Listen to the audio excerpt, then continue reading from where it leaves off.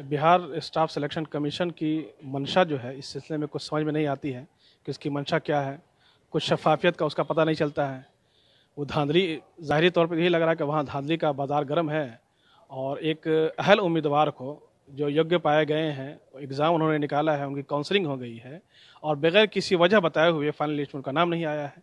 ये समझ से पड़े हैं। कुछ वजह समझ में नहीं आ रही है कि आखिर उन लोगों को, जिन लोगों की काउंसलिंग हुई है फर्स्ट लिस्ट में यानी 182 में और जिनकी काउंसलिंग हुई है 308 में, आप जिनका नाम नहीं आया है तो आखिर वजह क्या है? ये वजह अभी तक जो है तारीकी में है और इससे साफ जाहिर होता है कि आयोग जो है धांधली से काम ले रही है। हो सकता है कि आयोग ऐसे लोगों को अपने जो है माशी फ़ायदे हासिल करने के लिए लोगों को ले रही हो।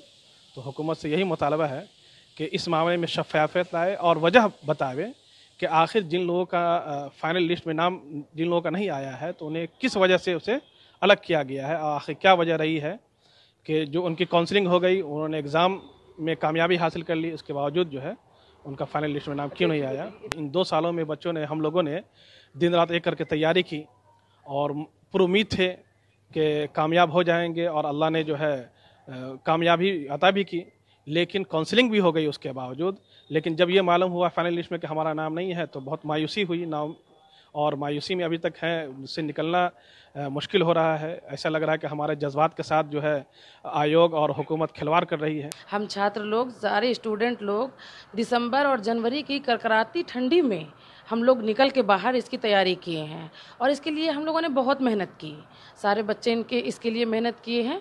घर से बाहर आकर सबने अपनी अपनी पढ़ाई की है क्योंकि हर जगह ये पढ़ाई मिलती नहीं है।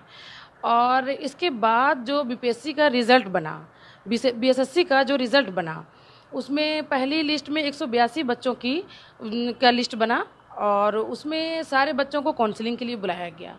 तो काउंसलिंग में सारे बच्चे गए और तकरीबन सारे बच्चों ने अपने अपने डॉक्यूमेंट जमा किए और हमने भी अपने डॉक्यूमेंट जमा किए।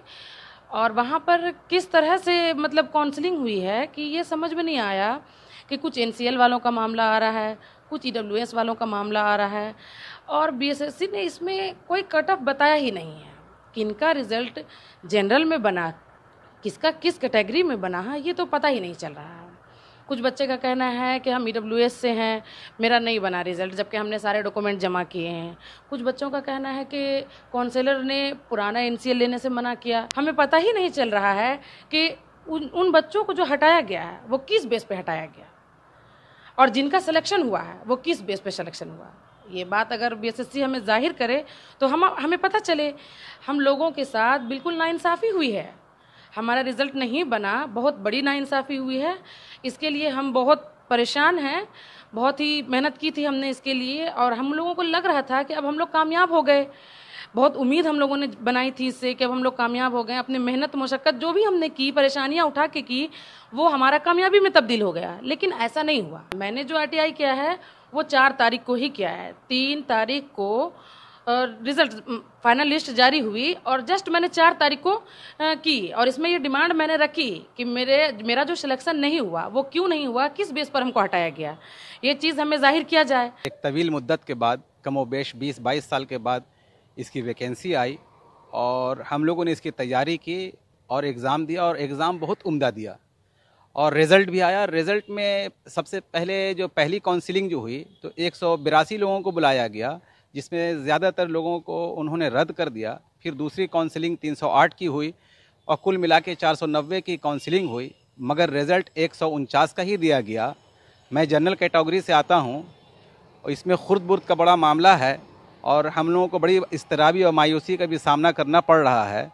वज़ीर आला नीतीश कुमार से हम लोग ये मुतालबा करते हैं और होम सेक्रेटरी, चीफ सेक्रेटरी से भी मुतालबा करते हैं और महकमात से भी हम लोग ये मुतालबा करते हैं कि इस पर शफाफियत को ज़ाहिर किया जाए और जहाँ जहाँ खुर्द-बुर्द का मामला है इसको साफ़ किया जाए ताकि उर्दू आबादी जो सचमुच में उर्दू की खिदमत करना चाहती है उसका वो हक़ अदा कर सके। हम लोग चाहते हैं कि 33 और जो अभी कैंडिडेट का नाम शाया नहीं किया गया है उसको जल्द से जल्द शाया किया जाए, यही मुतालबा है हम लोगों का। और ख़ुसूसन मेरा, हमने तमाम कागजात को दुरुस्त दिया और वहाँ दुरुस्त पाया गया और हमको एक उम्मीद भी दिलाई गई कि इंशाअल्लाह आपका बहुत जल्द होने वाला है।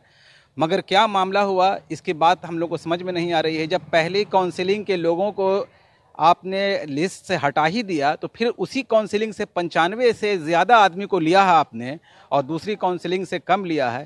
तो जब पहले ही आप उन लोगों को रखना चाहिए था और दूसरी लिस्ट से कम लोगों को बुलाना चाहिए था। इसमें साफ जाहिर हो रही है बात कि शफाफियत बहुत कम है और पैसे का बहुत खेल खेला गया है और अच्छे और बेहतर कैंडिडेट को नज़रअंदाज किया गया है। हम लोगों ने आरटीआई का सहारा लिया है। आरटीआई का जवाब क्या आता है उसके बाद हम लोग अदालती कार्रवाई भी करेंगे। मुमकिन है कि अदालत आलिया तक जाएं और हो सके तो अदालत उज़्मा तक भी जाएंगे इंशाअल्लाह।